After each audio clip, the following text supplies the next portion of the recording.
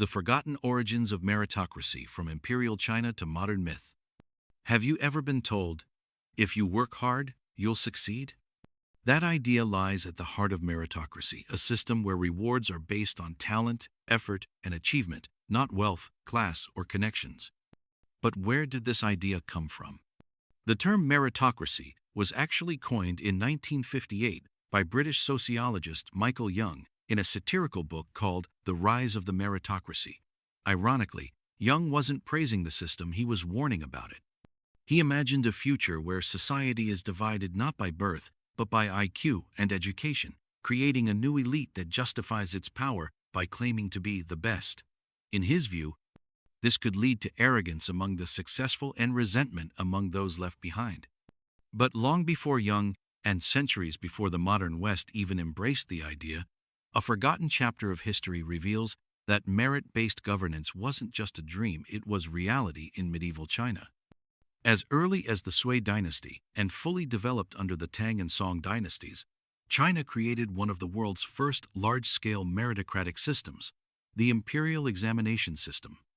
For over 1,000 years, government officials weren't chosen by noble birth or family ties, they were selected through rigorous nationwide exams.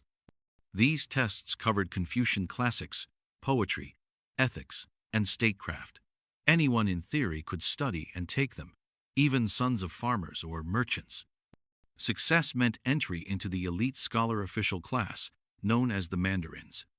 This system reshaped Chinese society. It created social mobility, centralized state power, and emphasized education as the path to influence. It was so effective that it lasted with variations until 1905. Fast forward to today, and meritocracy is often seen as the ideal. Schools, jobs, promotions, we're told these should go to the most deserving. And in theory, that sounds fair. But does it really work that way? The truth is, true meritocracy is hard to achieve. Your starting point in life, your family income, neighborhood, school quality, access to healthcare shapes your opportunities long before talent or effort even come into play. A child born into poverty faces systemic barriers that no amount of hard work can easily overcome. Meanwhile, those with advantages often mistake their privilege for pure merit. They believe they earned everything on their own, ignoring the head start they were given. So, is meritocracy alive today? In some ways, yes, standardized tests, competitive exams, performance reviews all try to measure merit. But in practice, the system is far from equal.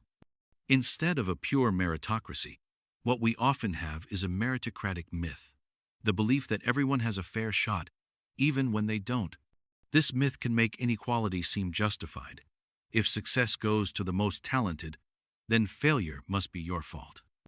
But real fairness means not just rewarding effort, it means leveling the playing field, so everyone has a real chance to develop their potential. So next time someone says, it's a meritocracy, ask, merit according to whom? And who gets to decide? Because a truly fair society doesn't just reward merit, it helps create it.